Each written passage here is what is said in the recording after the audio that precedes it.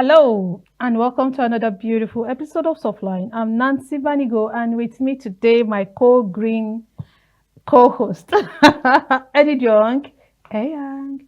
Eddie, how you doing? It's a straight face today, Nancy. Oh, okay. Yeah. Okay. You know, like poles, they say repel, and unlike attract. Oh. Yeah. Okay. So, hello everyone, how are you today? Any word? Yeah, it's soft line and it's going to be soft. So just stay there with us. Absolutely. So how you doing? I'm fine, and you? Why the green? Why the green today? Nancy, we repel each other today. Really? Yeah. Oh goodness. But I think it's a good telepathy though. It's good. Don't you think so? It's nice. I like it. It's nice. So what's up, Eddie? Wow. The weather. We have barely experienced it. And someone said, it's hot. I'm like, few days, it's not even up to a week. You were crying foul. The weather is so cold and everything. The rain is too much. The rain is too much. So someone was like, oh, that she's sure God, they tire for us. With our complaints. Oh my goodness. I don't know if it's a Nigerian thing or it's just a universal thing. You know, like human nature. Oh, we never get satisfied. It has to do with human nature. Not, yeah, we don't get satisfied. We just have to talk, complain. So I don't know if when people will learn to at least be appreciative, like, you know, just take things, accept change, know that, okay, weather's change, know that things will never be the same all through. There'll always be these changes. And so when the change comes, you grab it, try to adapt. You know, I don't think it's that the fact is that they don't understand this, but they love to complain, especially when they have that listening ear. They just love to complain. Especially when it's also not in their favor. I think the complaint is more when it doesn't favor you. That's true. So you want everything to be the way you want it and how you want it. No inconvenience, no stress. My gender. Did you see the trending video of a girl that was beaten by some vigilante group in Anambra State? I heard about it, but I haven't watched it. Man, that was bad. That was bad. You know, I listened to the girl's side of the story, even though her face was blurred. I don't know why they had to blur her face. I mean, she's an adult, and I don't know the idea behind blurring of the face. I wanted to see that she was the one talking, you know, saying her own side of the story, how those vigilante people came to the lodge, Copper's Lodge, and they dealt with that lady. They dealt with her mercilessly. They naked her. I mean, the trauma that woman was passing through. They actually went to the lodge, not that the she violated. No. They went to the lodge with the allegation or the claim that the coppers there are Yahoo people, according to them. You people are Yahoo people, you understand? And they didn't go with uniforms. This lady only demanded to be for identification. Okay, let's know you. They said they were going to pack all of them. Okay, let's know where we are going to. Fine, they didn't agree. Okay, let's call our LGA to tell them, okay, we are going with, who are you as a woman to talk to us? I mean, you need to see the treatment. But I'm glad the Anambra State government they've weighed into this issue. They've paraded this so-called vigilante group. But I hope it doesn't end there. These people should be dealt with because we can't condone such.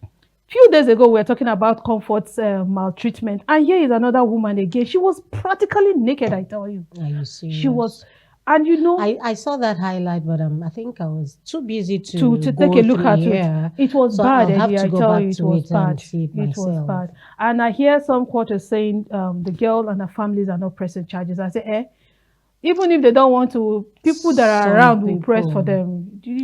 This shouldn't go. I think this is where the human rights activists should come in. But there again, remember when they come in, would the abused person grant that they carry this out, or even the family? Because sometimes you have them want to intervene in your situation, and then they'll say, no, we don't want to go to court, we don't want to press charges and all of that. But I'm sure this will be different because this isn't a personal thing. I hope so. And then there is this comment, I see most of these perpetrators of this kind of crime. One particular phrase they always like to use, will kill you and throw you and nobody will talk. Happen. I don't know. There should be some form of orientation around this kind of comments. Of late, I don't know which station I listened to an advocacy by the past public relations officer, police public relations officer, Odiko McDon, talking about frowning at the police checking the phones of people, saying that when you see someone or a guy on dreads, you assume the person is Yahoo, and you demand to look at the phone, that it's wrong. If you're suspicious, take the due process. Don't harass someone because of how they are dressed.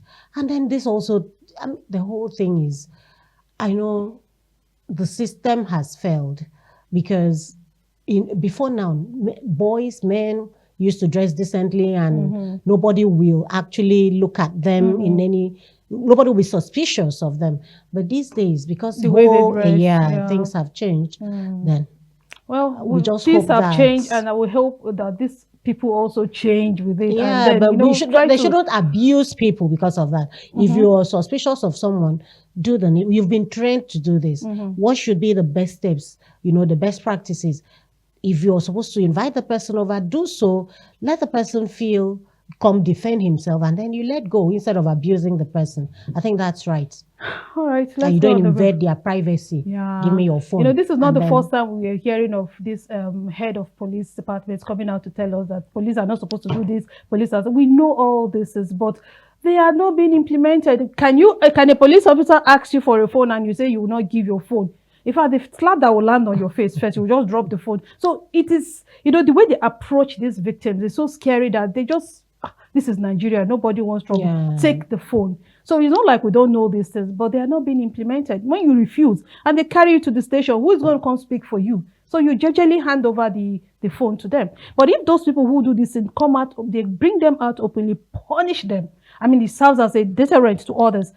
Others people will learn, be more confident. All right, before we get carried away with emotions, God on air, thanks for being there, and welcome to today's discussion on stress and emotional regulation. So, recent incidents such as the controversies surrounding Comfort Emerson and Ibom Air, as well as the case involving Kwamwan and Senator Adams Oshomole, highlight the importance of managing our emotions in high-pressure situations.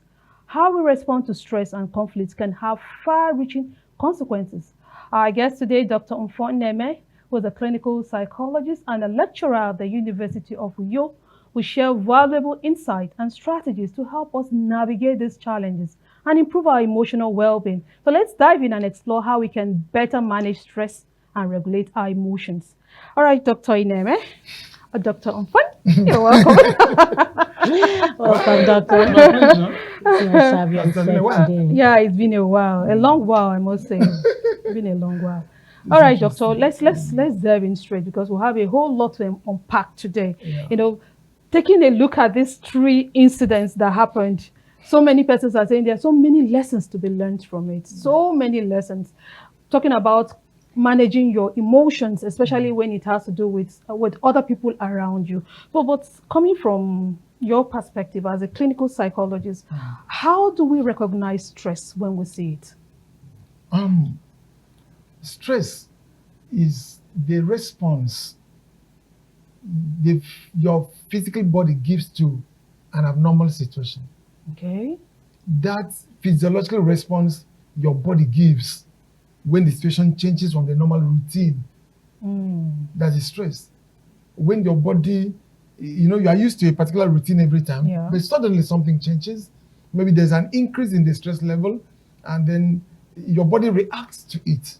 That's when you are stressed. Okay. But then by the time we're looking up with emotional regulation, emotional responses, I think it has to do more with the fact that with the emotional intelligence, more of emotional intelligence.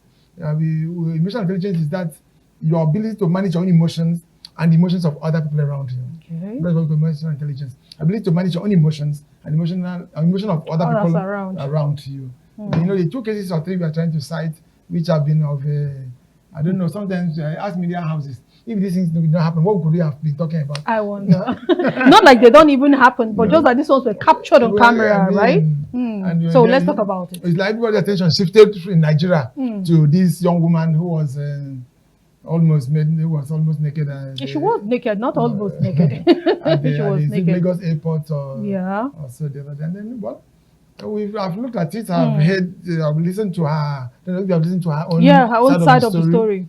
4 minutes tape, and then the other one that was, I think, 1 point something minutes. I think if you ask me, let me say that it was by me a case of emotional intelligence bankruptcy. There was this bankruptcy of emotional intelligence, the deficit of emotional intelligence on the part of the person, the comfort herself, and on the part of the other lady and the entire airport crew, and then their force. They lack that emotional intelligence.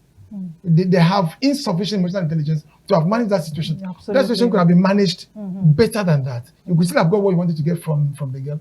And the girl too, if you look at the 4 minute clip of her before this confession, look at the way she too was talking, she too was expressing it, she too was almost fighting again when she went down into the inside the bus. No, went out of the plane. Okay. She was almost fighting. And then when they forced her into the bus, she was still. I mean, no. It shows she too has that inability to manage her emotions and the emotions of persons around her. Okay. And then the people in the plane, the crew, the force, the law enforcement agent, whoever was there, also should have shown some better reaction than that. Two wrongs don't make a right. Won't make a right, no matter how you look at it. So for me, instead of giving her any other award they want to give her, it will subject her to the trauma management and then treatment on emotional intelligence management. They should send her down for doctor. Let me now come to you personally. Is there any time that you've been able to share, manage your emotions? That I mean, if there was a time like that, how were you able to cope in that situation? And if you had not managed your situation, that emotional trigger at that point, what would have been the outcome? Now, let's understand that all of us are emotional beings. Yeah. Every human being is an emotional being. And then I think I've said this today a few times. Let me repeat it today. That when we talk about emotion, we talk about 4 moments of your life. 1, moments of joy or happiness. 2, moments of anger. 3, moments of sadness. The moments of grief. Those are moments that make up your emotions. Now, this one was a moment of anger. Normally, I don't know, she said she was asked to off her phone, she didn't off it, and then finally somebody assisted her, she could switch off the phone, and then she had forgotten, according to her, she had forgotten about the matter until when she landed at the airport, she wanted to go down, and then the hostess did not allow her to go down, and all of that. Even at that point, it was incivilized for her to have choked her or slapped her. That she said she only choked, but I think some part of the video showed they slap and so on and so forth. Okay, but whatever it is, you could have waited. There was always going to be a way of handling it. Okay. Yeah, I have been in emotion arousing situations many times. Okay, where I didn't know psychology, probably I wouldn't have managed it well. But at least by now, I should be able to manage. I've been able to manage it a number of times. Now sometimes when people come on you, even as a university teacher, sometimes students will annoy you in such a way that you wonder whether they have, I don't know, you wonder whether they were being sent from somewhere. It's like they send them to you, as we used to say in our place. No, but you know that this person too is an emotional being. You are an emotional being. Before this person reacts this way, the person must have been emotionally upset before she reacts the way she reacts. So you too should be able to bring it down a little, and then you will still come at the result that you want. But when this one is hot, then the tendency is fire times fire. And it can never be well. So doctor, interesting. But you see, I'm trying to look at, I wish we could have a case study to cite and then bring in those strategies on how to manage emotions. We already have a case study. Comfort. No, well, you see, I don't like when he established it. He said it was what's the word again? Emotional intelligence, bankruptcy. Bankruptcy. So I don't want a case study that has bankruptcy, not just on the part of comfort, but you know, a lot of other parties. When I'm looking at a direct case here, you know, I could cite one, like he mentioned something about his students. You know, so imagine some people have ways of inciting people. Yeah. And personally, there are moods people go into. People have mood swings. So I feel this emotional intelligence could also, not could, but has a way of having something to do with one's mood swing, because there are scenarios that could happen and on a good day you would ignore it, and there are scenarios that would happen and man, you won't believe you reacted that way because of your own mood at that point in time. So what basically, let's look at the core things one needs to imbibe and have that could help bring about resilience in Then one is that when you want to go into the public, not that you are the only one that is normal, every other person is not normal. Okay. Bear that in mind, that the person you are seeing is not normal. Number two, understand that as far as Nigeria is concerned today, the aggression level is very high in this country. All over Nigeria. I think our government needs to understand this. From the president to every other person, we need to understand that the great level of aggression in Nigeria today is very high. Exactly. From private relationships to public to corporate to every relationship I think of, there's this anger, there's this aggression all over the place. So try and avoid. You can imagine you dropping out of keke, giving somebody maybe minibus or whatever, giving the person money and asking for change. He starts abusing you. Just abusing you. For what could have been said quietly, neatly, he started abusing you. Okay, you tell somebody, where do you want to drop me? You want to drop there? How much is the fee? He said it's 200 naira. So you don't take 100 naira. Before you know, he abuses you. What brings the 100? What brings the abuse now is how much? 100 naira difference. Just 100 naira. He rains all the abuse on you and your mother and grandmother and everything. We know that there is an aggression in the land. So manage that. Number two, refuse to be offended. Okay. Refuse to be offended. When those things come, just know that this is how much the person knows. This is how best he knows it. And know that, number four, tell yourself, I know better than he does. Then, when the anger wants to come, we used to tell people, count from 10 to 1. Count down from 10 to 1 before you say anything or you react in any way. It helps. But sometimes the situation may not avail yourself, but you count right inside of you. Count from 10 to 1. We call it countdown from 10 to 1. Some people from 7 to 1 before you say anything you want to say. Somebody that has a good emotional intelligence is somebody that would still react the way he would have reacted if he weren't emotionally high. Something emotional has happened, you still react the way you could have reacted if this did not happen. Okay, even our children may sometimes annoy you. I'm sorry, but you don't use a word that you could not have used on that child if you were not angry. He has made you angry, but you react in a way that, oh my God, sometimes after everything, you yourself sit down and regret what you have done. And so make up your mind that no matter what happens, I won't say a thing, I won't react in a way, either in words or in action, in a way that I will later regret. Then value your person in the public. Value who you are in the public. Know that whatever it is, you must have built your integrity, you must build your name over time. Don't crash it in one day's this thing. I think just before I came in, you talk about the issue of police and all of that. This is how the policemen even react on the road. We all know that they too are human beings.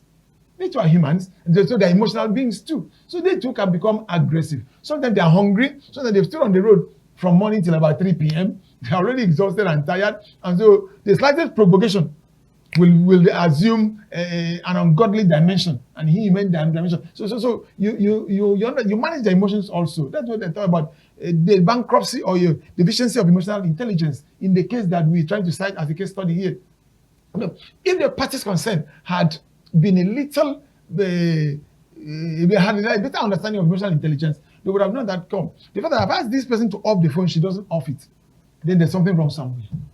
Something is wrong. Is that the person is being stubborn, or is unable to off the phone, or is this type that just is full of herself? Because I think this reaction by the hostess would have been, okay, is that you're too full of yourself. I will show you that I am a star here and so on and so forth, that kind of a thing. No, that competition wouldn't have come in. Maybe also that has made the girl somehow popular. You are trying to insinuate it's a deliberate act, right? No, it wasn't a deliberate act. Okay. I'm sure the girl would have regretted it herself. And then you were saying something about strategies to cope, to manage stress and emotional. You talked about counting. Yeah.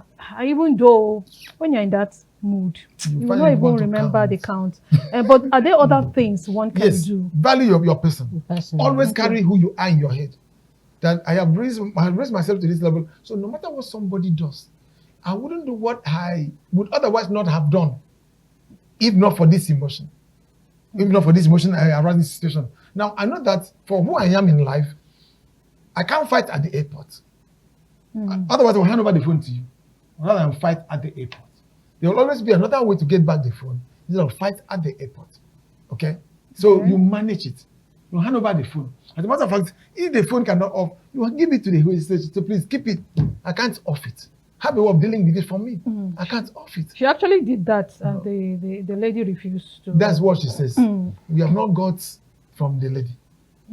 That's one. Two, we have not got a complete eyewitness testimony. I've read one from one man that says he started by her. Have you read that one too? Good. We need another person to corroborate this. No, we have a whole lot of them. I wish I can see 3, 4, 5 of them. Yeah, we've had a whole lot of them, and they collaborate with what you say. But that is not even my point now, because I know I have been in situations where I was pushed to the edge, and then after the whole thing happened, I wish there was a simpler way I could calm my tension, So, but the only thing I could think about that moment was to play music.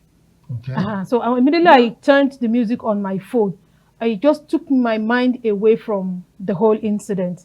Even though I regretted later, because when I came out of the whole thing, I felt like I shouldn't have kept quiet. I should have, so we sometimes get that kind of feelings. Yeah. And that's why I say we are all emotional beings. We are not perfect. As far as emotional matters are concerned, nobody is perfect. Okay. We may make mistake once in a while, but the only thing is that let the handshake not pass the elbow. Let the handshake. Our elders said when the handshake passes the elbow, it becomes another thing. Okay. Yeah. Okay. Let the handshake not pass the elbow. Somebody shaking, and it passes this place. This is the elbow. If the handshake passes this place and gets here, it becomes something else. So try as much as possible when responding to emotion. Let us not pretend that anybody is perfect in emotions. Nobody's perfect. Okay. Nobody's perfect in emotions. That well established. Okay. Nobody's perfect in emotional situations. But let there be a limit you can't cross, no matter how angry you are. There's some words that should never come out of your mouth, no matter how angry you are. And no matter how happy you are to this one, we are looking at this from the angle of anger. Yeah. But the people who are happy in the course of being so joyous, so happy, you can make statements you could otherwise not have made because you are so angry. Exactly. So you are so happy, you are so joyous, you can say what you couldn't have said out of joy. So it's from both ends. Or sometimes when you are grieved, maybe you lose a loved one. Some people have said there's no God. Some people have said no. There's nothing like God. If God existed, you wouldn't have allowed my mother to die. Yeah. And so on. These are statements that maybe ordinarily they would not have made. But this question of emotional intelligence that we are talking about here, which to me was the major issue in this problem. All right, so now let's talk about, because somebody sat down and outlined some of the lessons that we could learn from what happened there. When this thing happened, there were other persons in that airplane. There's this thing, I don't know if it's peculiar to Nigerians, but we tend to look the other way when things don't concern us directly. Now, when this thing was brewing from the onset, there were persons there who could calm the situation, but they all ignored and left, all right, until what happened. Now, we have that kind of mentality outside, what happened to comfort. Nigerians are like that. When things are happening, everybody tends to look the other way. Well, I think we are having pretended civilization. What did you call it? Pretended civilization. Pretended civilization. We are pretending to be civilized. We are civilized. We pretend that we want to behave like the Americans, like the British. You don't prognose somebody's other. We Africans. We live in a collectivist society. Africa is a collectivist society. We are not that individualistic. It's the British in particular that are individualistic. Even at that, they are becoming tired now. Those people read their books. They are becoming tired now.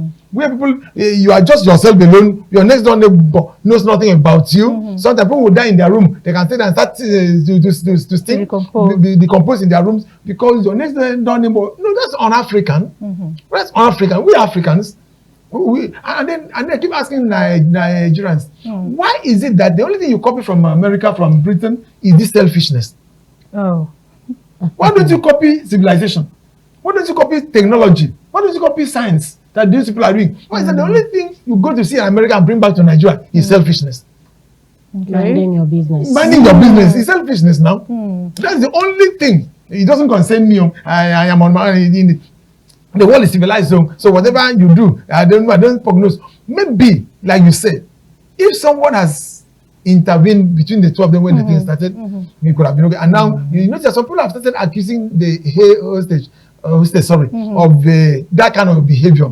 That she has been treating people like that before now, and nobody's complained of it all the while. Probably this one has now brought it up. Who knows whether it is true or not? And so my problem now is that how can we create a supportive environment where everybody will take, like, everybody's business is my business, because you shouldn't keep quiet until it happens to you, you know.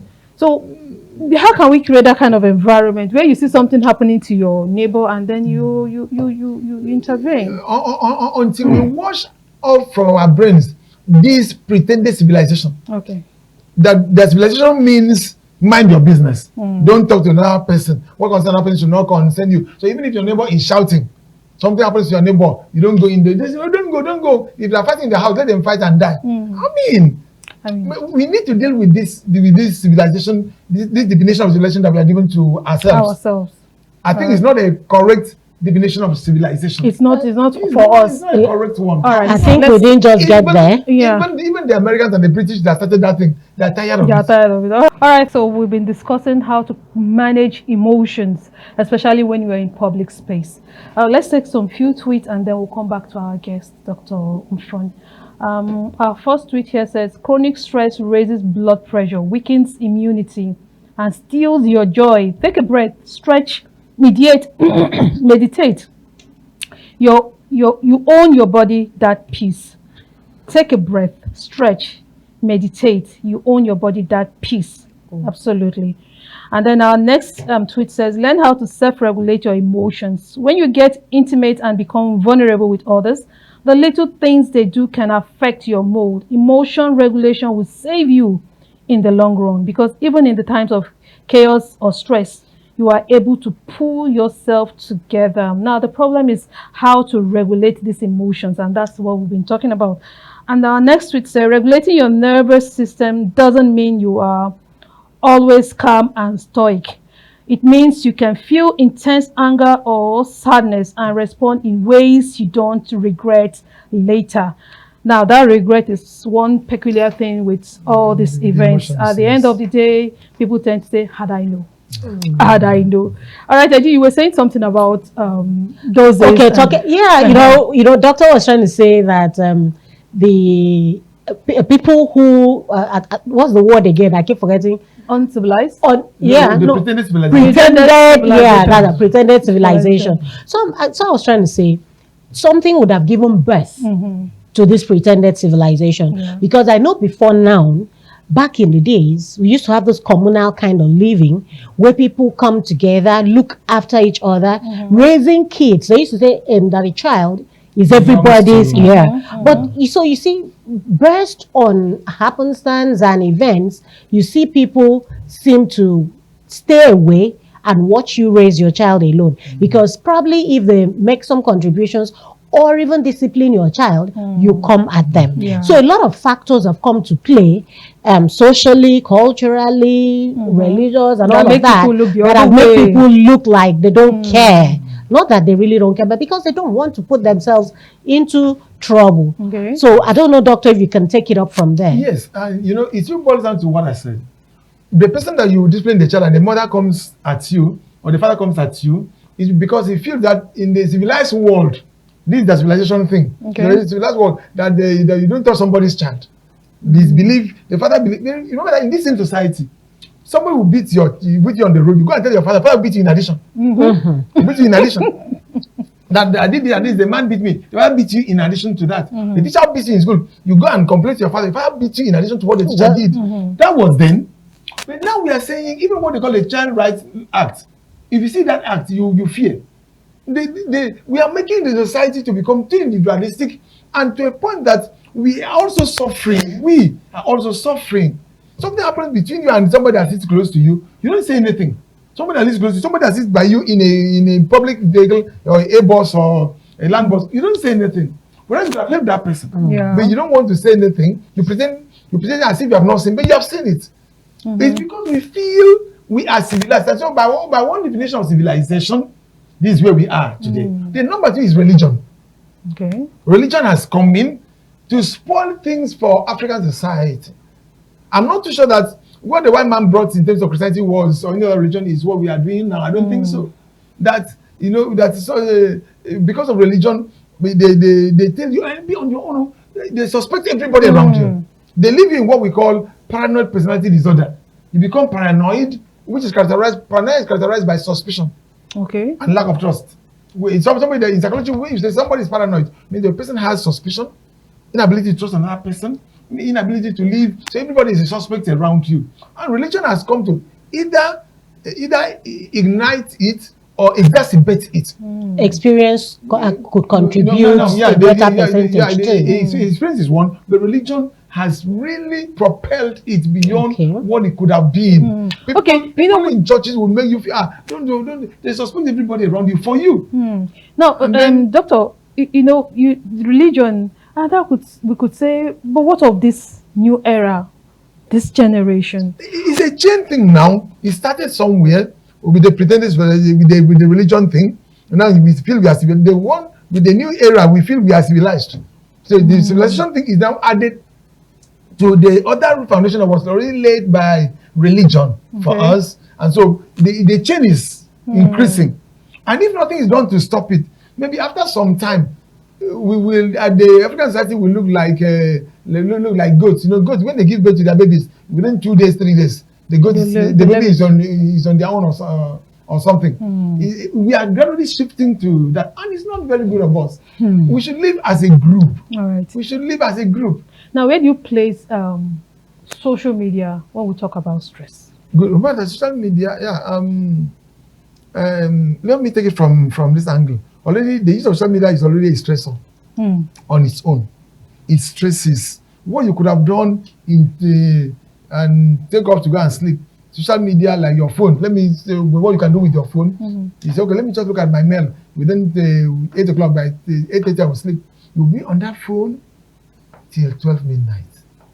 In that case, you are already just talking somewhere. You are addicted to phone. So we call it internet addiction. Social media has led to internet addiction. Most of us are addicted to the internet. Seriously addicted to the internet. And so now, so that one, the use of it is already a stress. A stressor for us. And then the use of social media has also helped us to see how other people react to emotional situations. That something happened and somebody slapped your wife. You learn from your phone. You learn, so anything happen, I will do to you what this person Absolutely. did. We learn those things. Remember that media is an agent of socialization. We learn from the social media. We learn from the. So a lot of things that we copy from social media will have influenced our lives. Sometimes we copy them unconsciously. We behave like those things sometimes very unconsciously. We see.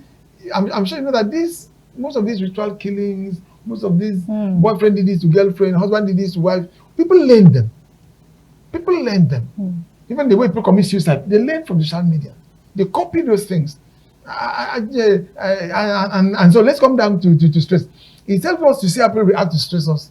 Okay. We learn how people react to stressors. Some in very maladaptive ways, very wrong ways.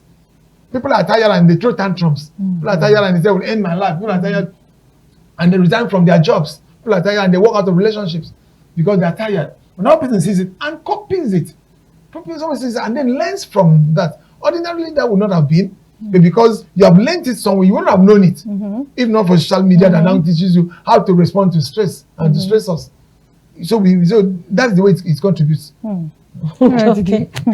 We will never ever exhaust talking about relating social media. It has come to stay. It has come to stay. Yeah, but so what do we do to help us, navigate stress and then this emotional intelligence? I think we could define it more. When we say emotional intelligence, what exactly do we mean? Well, the most acceptable definition of it is, I think I said it at the beginning, the way your ability to manage your own emotional people around you. Okay. That can be explained in different ways depending on the situation. Remember that we all are members of a family. When you regulate your emotion, when you manage your emotion, an emotion of your spouse. Your spouse is also an emotional being. He reacts once in a while to situations. Your children will come in next. Probably if you have a house girl, the neighbors, then if you belong to church, people in your church will also react. So they say, how can a church member react that way? I say because the church member is an emotional being. How can a pastor react? It's because the pastor is an emotional being. They can react that way. We feel like a pastor should not express anger. No, he will express. Why? Because he's an emotional being. He's not an angel. He's not a perfect being. He will react that way. So now we get to corporate behaviors. We manage our behavior, our emotion in corporate situations, like offices, like in the workplace. Workplace. There are some times that you come to work and a colleague will just make a statement that sometimes you may never forgive him or her in your life. But then, if you are somebody that's able to manage emotion, you can walk through it. You may call him, you may choose not to call, but you forgive and move on. And so on. So it can go on and on in every situation, from the private one, that is like marriage and other intimate relationships, to the corporate relationship. Let's deviate a little to talk about, recently I saw a video of the lady, the Comfort Emerson, her father coming out to charge also, so this our culture of milking situations, when things happen like that, because I felt when these things happened, right from the onset, I knew there were more to that story than what we saw initially. So I didn't jump in immediately. I had to wait for her to come out and make her own, say her own side of the story. Now, people should be thinking about her family coming out to support her, giving her that emotional support, trying to see if she's traumatized, how they can help her overcome that trauma, But here it is, her father coming out to demand for compensations. So what is it with us and milking situations? I don't understand. I pity us, I pity Nigeria. Say pity us? I pity us. I pity Nigeria. Oh my goodness. I pity Nigeria. Now, for me, I think the father would have been quiet about this situation. I'm totally quiet about that situation. Then look for a way to support the daughter by presenting the daughter for trauma management. Even the airline should support her for trauma management. Government should support her for trauma management. Whoever wants to support her should support her first for trauma management, hoping that she's actually traumatized. Before then, we need to measure her trauma level as of today. Okay. If she's actually traumatized, we need to measure. We need to also clamp down on her, know who she was, her pre-morbid personality, that personality before that incident. Who was she? Oh, okay. That goes a long way to explain. Who was she before this incident happened? What was she? Okay, what did she go to do in Lagos? What was her mission in Lagos? Nobody has talked about it. We in psychology will talk about it. Why did she go to Lagos? What was the mission going there? Now, is she back in Uyo? When she came out of the prison, did she still go for the purpose for which she went? Did she achieve her goal? These are things that people don't talk about. They really are interested. I'm interested. And I did clinical forensic psychology. Eddie, why are you smiling? As a forensic scientist, as a forensic scientist, we need to get those things done. We need to put those things together. Probably get down to our family and do a kind of not fully a psycho autopsy, but a kind of investigation from people in the family to know her person first. Then we see how we can help her. Okay. So if she's coming for therapy, we should recommend AP should say A should send her if they want to compensate her. Let them send her for full mental health evaluation, psychological evaluation first. Then we come out to say this is how you can help her to work. Not just rising to say you're going to anyway. And then remember that the one of the father. Remember that in Nigeria, we measure everything by money. We measure everything by material blessings. You are a successful journalist if you come to your house and you have built. God has blessed. I say very successful. I want to do journalism because Nancy has done journalism and has built a house. People don't want to know what you went through to getting to that point. People don't want to analyze you to seeing how did you come by this thing. Some people say, I want to key into it. Let me key in. They can't give you money to key in. You collect money and eat, and they still remain with you. Because things don't work like that. nature, what I mean by nature is God. Nature has principles to follow to be becoming what you want to become. Now, if the family feels, that family of that girl feels traumatized, they themselves also subject themselves to psychological evaluation and trauma management, and not just coming in to ask for compensation. Please. So, Doctor, having said this, do we have the relevant organizations or counselors? We have clinical psychologists are there all over Akwa. Okay. We are here on ground. We should make use of those things. The airline should have referred out officially for trauma management. I think they said they would have treated them. I don't know whether they were wounds or whatever. They may have sent out to hospital. That is physical treatment. What of the mental health issue? Well, they should be sent for mental health treatment first. So in addition to whatever they've done for her, before they don't think of some other ways of compensating her. There's something with the girl that is written in in Anambra. Yeah, she's heavily traumatized. Yeah. And so the government, the governor, the wife of the governor is interested, which I thank her for that. But let us subject that girl. Anambra State has so many clinical psychologists. Let us subject that girl for to clinical to evaluation first. Okay. Let's even assess her to know the level of trauma as at today, probably compared to what she had before today, and then think of which therapy will work for her, given regards to her present day situation. Which one will work for her? Okay. Before we think of replacing the care on the needs, they replace her laptop, they replace her phone, and say Nigeria. Okay. So, Doctor, quickly for other scopes like the office, family, and what are those trauma, management that you can therapy you can recommend. And then let's look at the areas. At what point would you refer? Maybe in the office when someone is traumatized, what kind of situation do you think if this person experiences this should be referred? Yeah, should go for therapy. In the family and all of that. Now, and even in a relationship. The issue of psychological assessment evaluation should be a routine. Just that one would have gone to hospital for a normal routine. You are coming in to check yourself psychologically, to look at your what we call psychological homeostasis, to see the balance where you are in terms of your mental health. How frequent, how well you are mentally. You know that. Sometimes we feel we are mentally sound. We'll be surprised that we are not. We are not. So then, when you see your child deviating from pre-morbid personality, how the child used to be before now, that's the level of the family, or your spouse. In my practice, I have seen very few pastors that have come to me to say, assess two of us, because they notice serious incompatibility between them, and they say, okay, come, let two of us come out to be assessed. Okay, but then I noticed in most cases actually the man's ego and all of that. I've had few that have come to say, please assist two of us, help us to see what we can do. Once your spouse is behaving the way it shouldn't behave, as a matter of fact, even psychology, we also recommend the psychologists to go for what we call chimney cleansing. We psychologists go for chimney cleansing once a day. Okay. You know that thing they used to cleanse the chimney. Yeah, because the stories you hear every time as a psychologist, you are bottling. Your chimney is clouded. It's clogged. So once in a while, they need to go for another psychologist to unclog them. I understand. So how often can one do this? I mean, once a year for psychologists is okay. Oh my goodness. Then for other... But as soon as you notice, it's like you noticing any health. Mental health is a health situation. Just that this one affects the mind. It's a health situation. Like you having malaria, so you keep treating. As many times as you have, there's some people that have personal psychologists. Remember that in this state, 2007, I had an opportunity talking to a governor who was going to become a governorship aspirant 2007. I told him, sir, you're not going to win the election. I was running a television program that time. I was a co-anchor of Scars with Blessing that time. Okay. So I told him, you're not going to win this election. But when you win, assign to yourself a personal physician.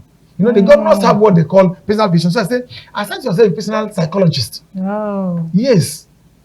Assign to yourself a personal psychologist. In Nigeria, every governor, even the president governor, has what they call PPG, personal physician to the governor. Okay. Every governor has it. President has it too. Okay. A personal physician to the president. But a president of Nigeria should have a personal psychologist. But we've not seen the need, or they've not seen the need for that. In fact, if you say that, they will say, are you saying I'm mad?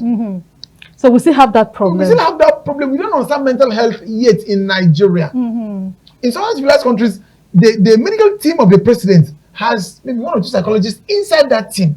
So before the president goes out to the public to make speeches, we have worked on him personally to manage his emotions. You know that when we make speeches, emotions rise. Yeah. Especially when you are talking and people are cheering you, people are pumping you. That's when pastors make mistakes. When they are pumping you, Papa, yeah, they are doing well, they can't drop money. Hey, Papa, yeah. You can say what you don't have said. Absolutely. You can say what you cannot substantiate. So that's where the psychologists come in to manage your emotions. To manage your emotions for you. Wow. So it should be a regular thing. Okay, not waiting that we want. You know what we do in physical health is until before you say an African go to hospital. You see, go to hospital. They are done already. They think down pain and Oh my goodness. So that is where we should be drumming now for awareness. Awareness. People should be aware of the need to have psychologists around you. All right, thank you so much, Dr. Mfon. It's been great having you on air. Thank you so much. We actually took this discussion to another level. This level now is something people should look into, right? Yes. All right, so thank you for joining us today as we explored the importance of managing stress and regulating our emotions. We hope you've gained valuable insights and strategies to help you navigate life changes with greater ease and resilience. Remember to prioritize your emotional well-being and seek support when needed. Dr. Mfon is here. So till next time, from all of us in the studio, bye-bye and thanks for watching. Bye-bye.